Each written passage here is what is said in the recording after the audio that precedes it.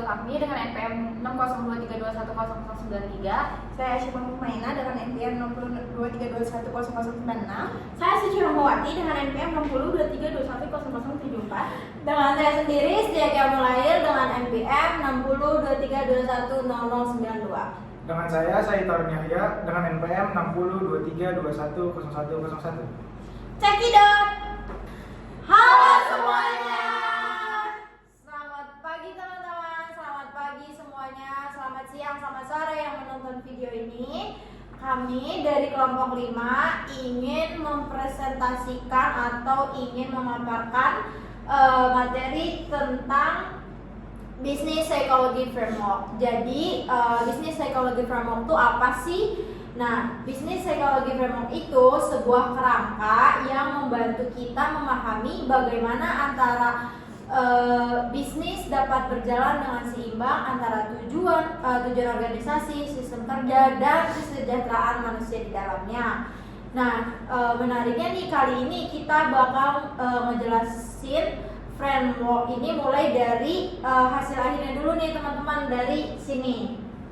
Nah, yaitu dari bagian feedback di sisi kanan menuju ke fondasi utama di sisi kiri. Dengan begitu kita bisa melihat bagaimana sebuah bisnis yang sukses dan bahagia ternyata berawal dari proses panjang yang saling berkaitan. Oke, mari kita bahas videonya. Bahas materinya satu-satu ya teman-teman. Pertama aku mau ngebahas tentang Sustainable Business Excellence. Teman-teman bisa lihat di sini ada Sustainable Business Excellence dan Happiness. Nah, bagian ini tuh tujuan utama dari seluruh framework. Artinya semua usaha yang dilakukan perusahaan bertujuan untuk mencapai keunggulan bisnis yang berkelanjutan, yaitu Sustainable Business Excellence, sekaligus menciptakan kebahagiaan happiness bagi semua pihak yang terlibat, mulai dari karyawan, pemimpin, sampai masyarakat. Jadi bisnis ini tuh dikatakan berhasil bukan cuma kalau untung besar, tapi juga kalau orang-orang di dalamnya itu bahagia, produktif, dan punya kesejahteraan psikologis. Nah, jadi ketika hasil ini tercapai, muncullah feedback, umpan balik dari hasil yang sudah didapat. Nah, feedback ini tuh penting karena digunakan untuk mengevaluasi dan memperbaiki proses-proses sebelumnya. Misalnya, kalau ternyata ada aspek organisasi yang kurang efisiensi atau SDM yang butuh pelatihan tambahan. Nah, hasil dari evaluasi itu tuh akan dikembalikan ke bagian kiri modal untuk diperbaiki lagi. Terus dengan begitu proses pengembangan bisnis itu tidak berhenti di situ-situ saja, tapi terus berputar secara berkelanjutan teman-teman. Next. Nah, untuk bisa mencapai hasil tadi, perusahaan itu butuh modal manusia yang kuat. Human capital ini bicara tentang kualitas orang-orang yang bekerja di dalam organisasi. Karena manusialah penggerak utama segala aktivitas di dalam bisnis. Terus ada 4 jenis kompetensi yang perlu dikembangkan. Yang pertama ada individual kompetensi, yaitu kemampuan pribadi tiap karyawan seperti pengetahuan, keterampilan, dan sikap kerja positif. Yang kedua ada teamship, kompetensi atau kemampuan bekerja sama secara efektif di dalam tim.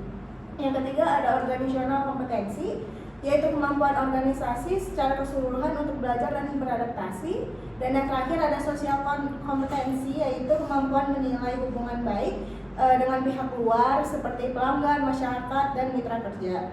Jadi semua ini tuh disebut recurring kompetensi, artinya kemampuan tersebut harus terus dikembangkan dan diperbarui. Tanpa manusia yang terampil dan bermental sehat, organisasi tidak akan bisa tumbuh dengan baik, seberapa canggih pun sistemnya. Oke, selanjutnya ada organizational capital. Itu tuh modal organisasi. Modal berikutnya itu ada organizational capital, yaitu segala sesuatu yang membentuk lingkungan kerja dan sistem di dalam perusahaan. Kalau human capital fokus ke manusianya, kalau organizational capital fokus ke wadah tempat manusia itu bekerja. Isinya meliputi leadership, kepemimpinan, pemimpin yang mampu memberi arah dan inspirasi, bukan sekedar perintah. Terus ada struktur organisasi, pembagian tugas dan tanggung jawab yang jelas. Ada kultur, itu tuh budaya kerja, nilai dan kebiasaan positif yang menjadi karakter organisasi. Terus ada sistem kerja, aturan, alur kerja, dan kebijakan yang membuat pekerjaan berjalan lancar. Terus ada teknologi, alat dan inovasi yang membantu kinerja lebih efisien. Bagian ini tuh disebut revitalis organisasional kapital karena sistem dan budaya kerja harus terus diperbarui dan disegarkan supaya nggak kaku atau ketinggalan zaman. Organisasi yang kuat itu dan sehat akan menjadi tempat di mana manusia bisa berkembang dengan optimal. Selanjutnya ada strategic direction capital.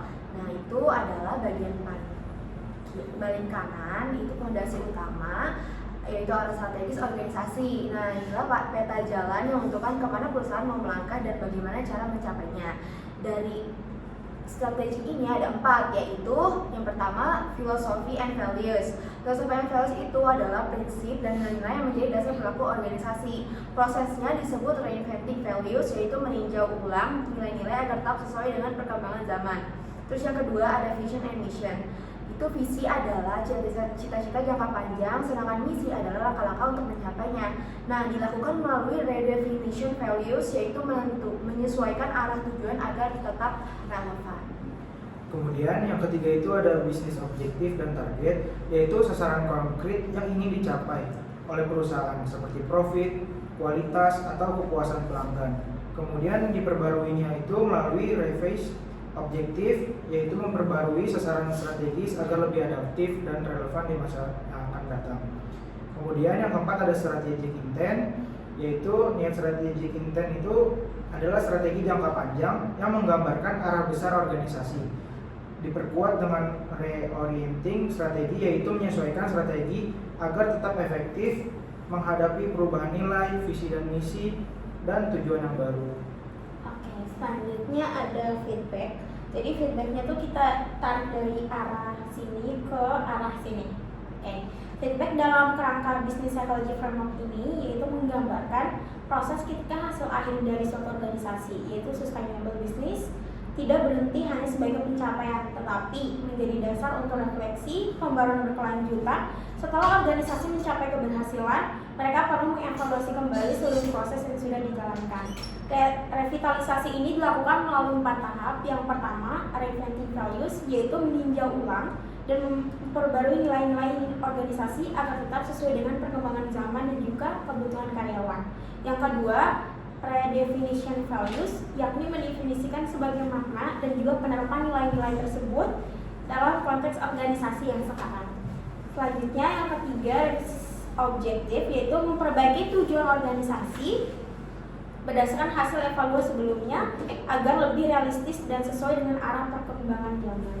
Yang keempat itu reorientasi strategi, yakni menyesuaikan arah strategi agar mendukung nilai dan juga tujuan yang sudah diperbarui. Oke, kesimpulannya yaitu secara sederhana hasil dari bagian kanan keberhasilan bisnis dan juga kebahagiaan kerja hanya bisa terwujud jika 3 modal utama di sebelah kiri tadi, yaitu arah strategi, sistem organisasi, dan kualitas manusia berjalan dengan baik dan saling mendukung. Setelah hasil tercapai, feedback dikembalikan ke proses awal untuk memperkuat nilai, tujuannya, dan strategi organisasi. Proses ini membuat organisasi selalu adaptif, berkelanjutan, dan terus bertumbuh, bukan hanya untuk mencapai keuntungan, tetapi juga menjaga keseimbangan antara kinerja bisnis, kesejahteraan, dan juga manusia di dalamnya.